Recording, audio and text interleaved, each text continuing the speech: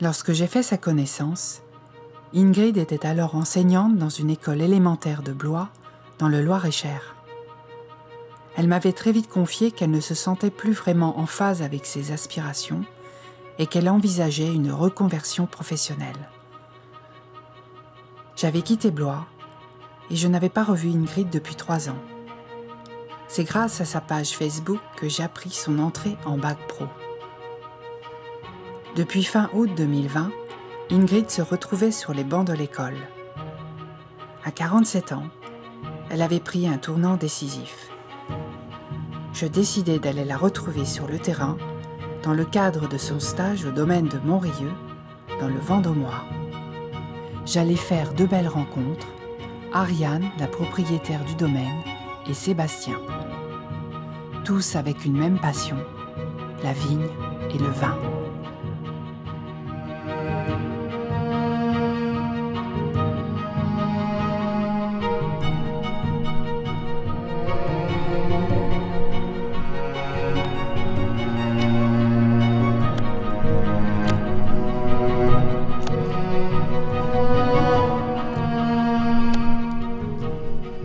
J'enlève tous les petits comme ça,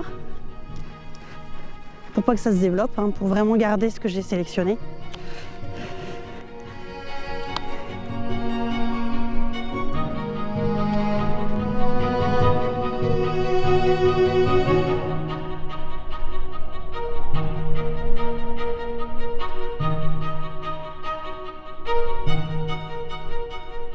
Non, ça me manque pas là.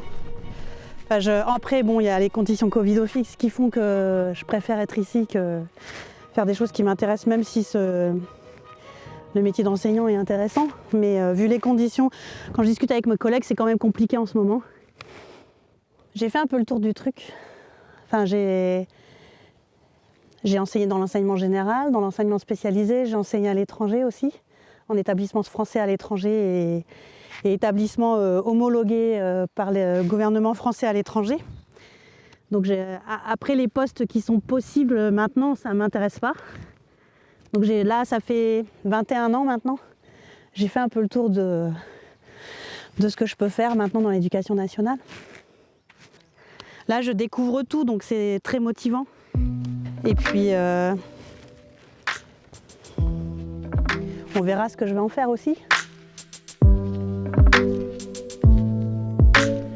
Ça, c'est le courson qui a été laissé l'année dernière, tu vois. C'est ce que je suis en train de faire. Ça, c'est celui de l'année dernière. Il y a 2 bois qui sont partis. Moi, je vais prendre celui du bas. Et je vais laisser 2 yeux. Tac. 2 bourgeons. À chaque fois. Et je prends plutôt celui du dessus pour garder le flux de sève par en dessous. Parce que le cep, il va privilégier un flux de sève par en dessous, lui.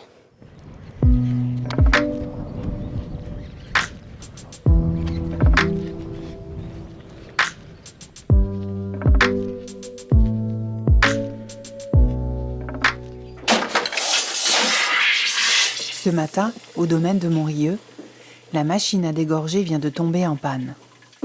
Ariane doit procéder à un dégorgement à la volée. Le dégorgement consiste à faire sortir les lies en utilisant la pression du gaz carbonique avant la mise en bouteille du pétillant naturel. Il faudra ensuite rajouter de la liqueur pour compléter les bouteilles. Je fais pas ça de toute façon, si je la retourne et que la lie est en bas, tant qu'il y a de la matière solide, en fait, la réaction c'est que dès que tu vas l'ouvrir, en fait, tout va gerber. Tu n'auras rien dans ta bouteille. Plus il y a énormément de lie cette année, donc ça fait que c'est un dégorgement plutôt difficile.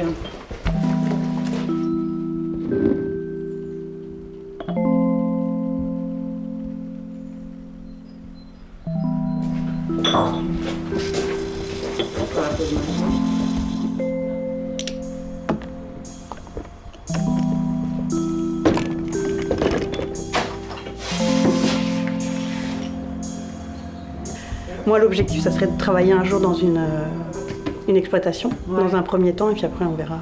Non, depuis qu'elle est venue ici, elle ne veut plus s'installer. C'est pas vrai. Il y a la vigne, le sol. C'est supporter les stagiaires. Le vin. Et puis, gérer une entreprise. Je me suis jamais posé de questions sur savoir si j'allais être suffisamment costaud, pas costaud, si j'allais pouvoir m'en sortir, du fait que j'étais une femme. Mais je trouve toujours des solutions, ouais, bien sûr. Mais c'est moi qui suis sur le tracteur, après. Et les gars, ils ont un autre point de vue aussi, parfois. Ils apportent d'autres choses. Et ils solutionnent plein d'autres choses. Enfin, voilà, l'échange est super intéressant.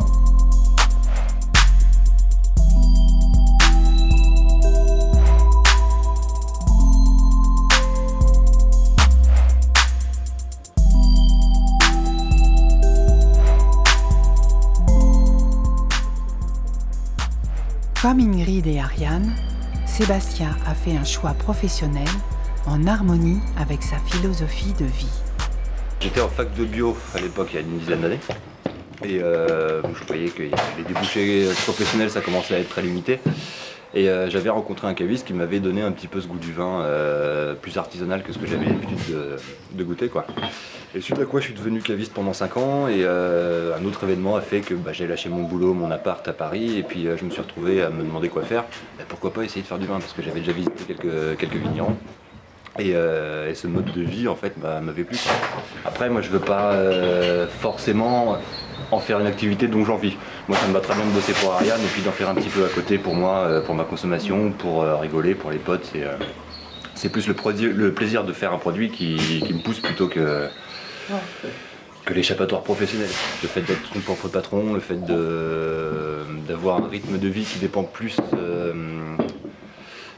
de facteurs saisonniers et de facteurs naturels en fait que d'un planning qui nous impose d'être aussi bien en hiver de 8h à 17h qu'en été. Enfin, c'est quelque chose qui me correspondait plus, quoi. On parlait justement de ce besoin de personne, moi c'est plutôt une envie de sortir de ce que la société nous propose en fait. Mais simplement voilà, moi je me suis confronté à l'âge où il a fallu que je commence un parcours professionnel à quelque chose qui ne me correspondait pas. Ça a été beaucoup de sacrifices et beaucoup de galères et je sais que j'aurai jamais une vie confortable comme on peut l'entendre quand on est citadin et comme peut-être je le voyais il y a 10 ans. Les contraintes qu'on a dans notre travail en fait elles sont liées à des facteurs naturels, elles sont plus liées à des facteurs virtuels ou à des facteurs économiques. Il y en a. Mais la motivation de se lever le matin, c'est on sort de juste se dire qu'on a des horaires à respecter, quoi. Voilà, c'est plus concret.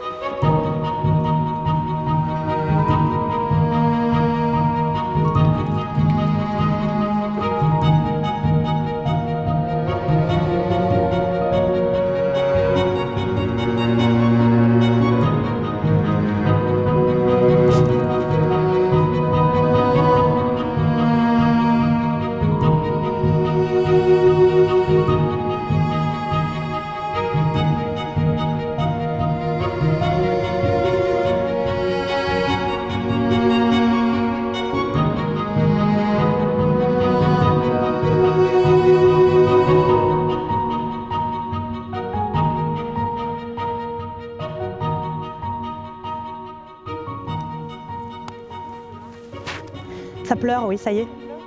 Comme ça s'est réchauffé, la sève remonte, la vigne pleure. J'ai envie de bien faire, je suis dans mon élément dans le sens où c'est ce que j'ai toujours voulu faire et j'y suis arrivée et c'est un métier où il y a tellement d'aléas, que ce soit climatique ou dans les vins même. Hein.